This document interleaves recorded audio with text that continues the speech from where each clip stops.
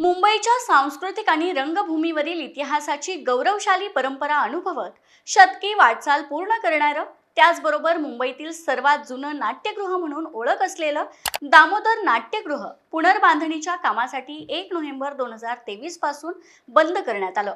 कामगार वर्गातील कलाकारांना हक्काचं व्यासपीठ मिळावं यासाठी सोशल सर्व्हिस लीगने 1922 मध्ये या नाट्यगृहाची उभारणी केली होती।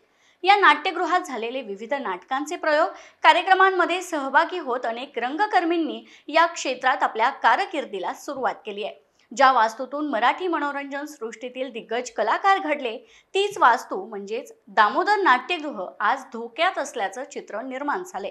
नेमकं काय घडलं याच संदर्भात आपण सविस्तराने जाणून घेऊयात। नमस्कार, मी प्रतीक्षा नानावरे आणि तुम्ही पाहताय फॉर द पीपल न्यूज। व्हिडिओला सुरुवात करण्यापूर्वी आपण आमच्या चॅनलला सबस्क्राइब करा, लाईक व फॉलो जरूर करा। पोस्ट ग्रॅज्युएट डिग्री कोर्सच्या माध्यमातून परिपूर्ण राजकीय नेतृत्व घडवणारं आणि प्राध्यापक राहुल कराड यांच्या संकल्पनेतून साकारलेलं भारतातील पहिलं institute MIT school of government presents जागर लोकशाहीचा।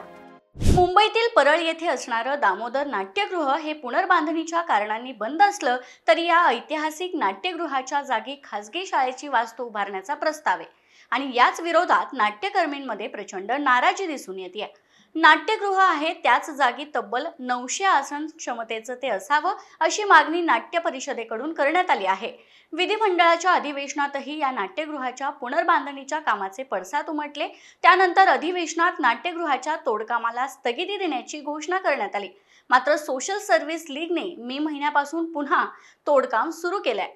सोशल सर्व्हिस लीगचा या निर्णयाचा नाट्य परिषदेने तीव्र निषेध केला। यावर अखिल भारतीय मराठी नाट्य परिषदेचे अध्यक्ष प्रशांत दामले यांनी सांगितलं की हा विषय सामोपचाराने सुटेल अशी अपेक्षा होती, मात्र तसं न होता स्थगितीला न जमानता तोडकाम सुरू झाले। या विरोधात सोशल सर्व्हिस लीगला पत्र लिहिलं जाणार आहे। नाट्यकर्मींच्या नेमक्या मागण्या काय आहेत तेही पाहूयात। दामोदर नाट्यगृहाच्या जागी बांधण्यात येणाऱ्या शाळेचं आरक्षण रद्द व्हावं, नाट्यगृहाचा वाढीव FSI नाट्यगृहासाठीच वापरला जावा, नाट्यगृह आणि शाळेचं बांधकाम एकाच वेळी सुरू व्हावं, दामोदर नाट्यगृहाच्या काढून टाकलेल्या कर्मचाऱ्यांना आणि सहकारी मनोरंजन मंडळाच्या डोअर कीपर्सला पूर्वीप्रमाणेच नव्या नाट्यगृहात काम मिळावं, तोपर्यंत त्यांना पर्यायी रोजगार मिळावा आणि नव्या दामोदर नाट्यगृहात पूर्वीप्रमाणेच सहकारी मनोरंजन मंडळाचे कार्यालय तसंच तालमीची जागा असावी। त्यासाठी प्रस्तावित आराखड्यात त्याची नोंद असावी। नवं नाट्यगृह निर्माण होईपर्यंत संस्थेस वापरण्यायोग्य पर्यायी जागा मिळावी, अशा एकूण नाट्यकर्मींच्या मागण्या आहेत। सैन्य आणि क्रीडा क्षेत्रात करिअर करायचे, नेताजी सुभाषचंद्र बोस सैनिकी निवासी शाळा पुणे। ॲडमिशनसाठी संपर्क 960 781 1662। आता यावर सरकारची भूमिका काय आहे तेही पाहूयात। दामोदर नाट्यगृहाचं तोडकाम थांबवण्यात यावं यासाठी सरकारकडे मागणी करण्यात आली आहे। याची सरकारनं दखल घेत नाट्यगृहाचं तोडकाम थांबवलं। तसेच आचारसंहितेदरम्यान कोणतंही काम करू नये असे आदेशही सरकारने दिले होते। मात्र आचारसंहितेमध्ये देखील नाट्यगृहाचं तोडकाम सुरू असल्याचं समजताच अखिल भारतीय मराठी नाट्य परिषदेचे अध्यक्ष प्रशांत दामले यांनी पत्रकार परिषद घेऊन नाट्यगृह वाचवण्यासाठी आपली आक्रमक भूमिका मांडली।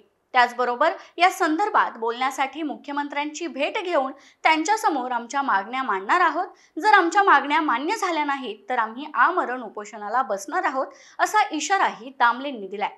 दामलेंच्या या निर्णयाला नाट्यरसिक, कलावंत आणि नाट्यप्रेमींनीही पाठिंबा दर्शवलाय। मराठी अभिनेता भरत जाधव, संजय नार्वेकर, सिद्धार्थ जाधव यांसारख्या अनेक दिग्गज कलाकारांच्या करिअरची सुरुवात दामोदर नाट्यगृहापासूनच झाली।